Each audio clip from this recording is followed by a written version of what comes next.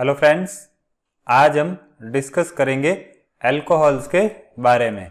पहले बात करते हैं अल्कोहल्स के इंट्रोडक्शन की। तो देखिए, अल्कोहल्स एलिफेटिक हाइड्रोकार्बन्स के डेरिवेटिव्स होते हैं जिनमें एक या ज़्यादा hydrogen atoms corresponding number of hydroxyl group से रिप्लेस हो जाते हैं।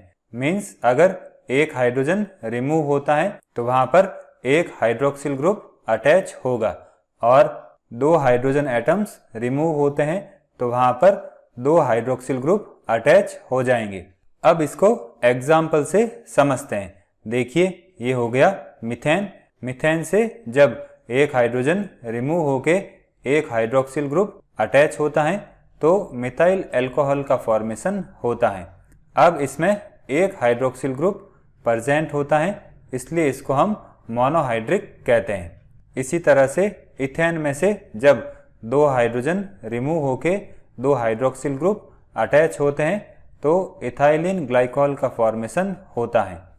अब इस कंपाउंड में दो हाइड्रोक्सिल ग्रुप होते हैं, इसलिए इसको हम डाइहाइड्रिक कहते हैं। और अगर प्रोपेन के तीन हाइड्रोजन तीन हाइड्रोक्सिल ग्रुप से रिप्लेस होते हैं तो ग्लिसरॉल का फॉर्मेशन होता है। इसको हम प्रोपेन 1,2,3 ट्राईऑल भी कहते हैं। अब इसमें तीन हाइड्रोक्सिल ग्रुप प्रेजेंट हैं, इसलिए हम इसको ट्राईहाइड्रिक कहेंगे।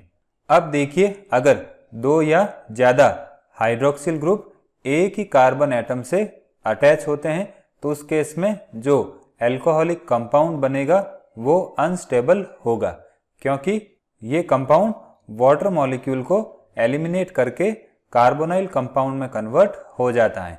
जैसे अगर हम इथाइलिडीन ग्लाइकॉल की बात करें तो इसमें एक ही कार्बन से दो हाइड्रोक्सिल ग्रुप अटैच होते हैं।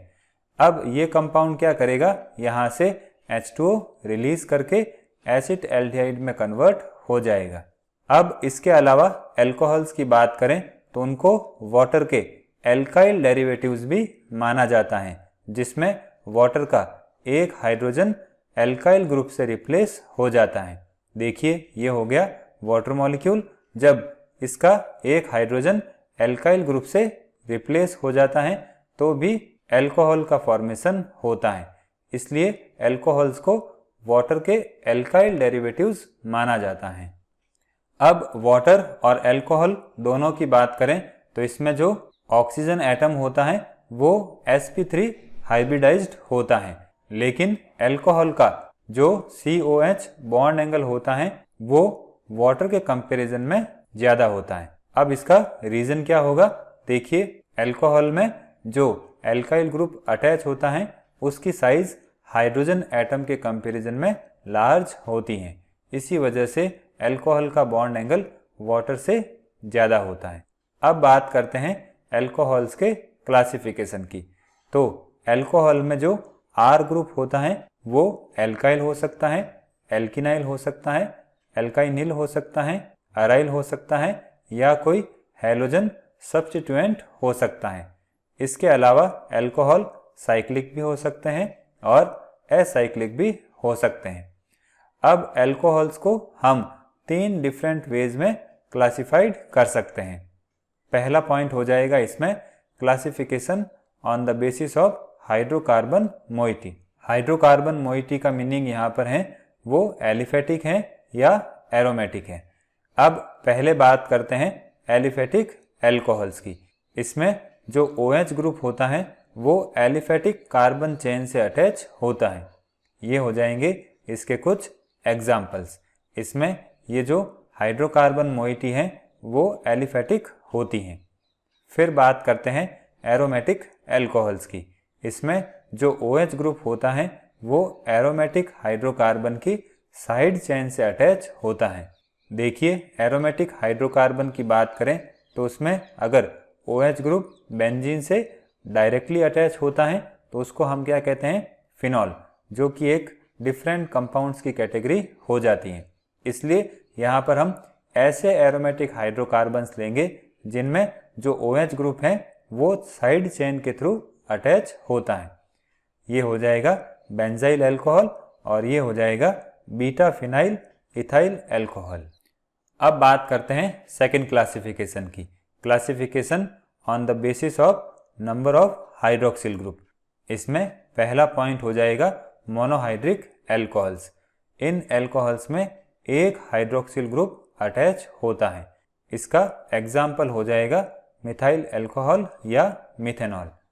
फिर बात करते हैं डाइहाइड्रिक अल्कोहल्स की। इसमें 2 OH ग्रुप्स प्रेजेंट होते हैं। इसका एग्जाम्पल हो जाएगा इथाइलिन ग्लाइकॉल या इथेन 1,2 डाइऑल। फिर नेक्स्ट पॉइंट हो जाएगा ट्राइहाइड्रिक अल्कोहल।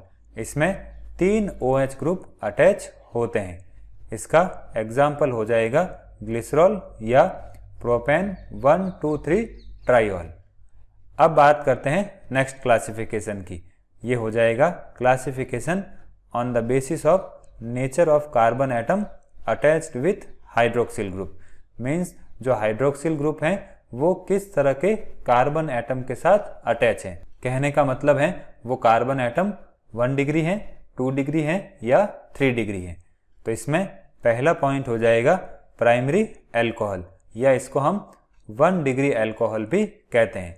इन कंपाउंड्स में जो हाइड्रोक्सिल ग्रुप होता है वो प्राइमरी या 1 डिग्री कार्बन के साथ अटैच होता है। ये हो जाएगा इसका एग्जाम्पल। फिर बात करते हैं सेकेंडरी या 2 डिग्री अल्कोहल की। इनमें जो हाइड्रोक्सिल ग्रुप होता है वो सेकेंडरी या 2 डिग्री कार्बन के साथ अटैच होता है। ये हो जाएगा इसका एग्जाम्पल। अब बात करते हैं टर्सरी या 3 डिग्री अल्कोहल्स की। इसमें जो हाइड्रोक्सिल ग्रुप होता है वो टर्सरी या 3 डिग्री कार्बन एटम के साथ अटैच होता है। ये हो जाएगा इसका एग्जाम्पल। अब सिंपली हम कह सकते हैं जो प्राइमरी अल्कोहल होते हैं उनमें ये मोनोवेलेंट ग्रुप अटैच होता है। सेकेंडरी अल्कोहल्स में ये डाइवेलेंट ग्रुप अटैच होता है और टर्सरी अल्कोहल्स की बात करें तो उसमें ये ट्राइवेलेंट ग्रुप अटैच होता है। अब देखिए प्राइमरी अल्कोहल्स की बात करें तो उनके नॉमेनक्लेचर में हम कुछ सफिक्स जैसे एन, आइसो, नियो एटसेट्रा का यूज करते हैं। ये सफिक्स आर ग्रुप में टाइप ऑफ ब्रांचिंग को इंडिकेट करते हैं। देखिए इस कंपाउंड की बात करें तो इसको हम एन ब्यूटाइल अल्कोहल कहते हैं। यहाँ पर एन नॉर्मल चेन या स्ट्रेट चेन को रिप्रेजेंट करता है। इस कंपाउंड को हम आइसोब्यूटाइल अल्कोहल कहते हैं। इसमें जो आइसो ग्रुप होता है वो ब्रांच्ड चेन को रिप्रेजेंट करता है और इस कंपाउंड को हम नियोपेंटाइल अल्कोहल कहेंगे। इसमें जो नियोपेंटाइल ग्रुप होता है वो ब्रांच्ड चेन को रिप्रेजेंट करता है।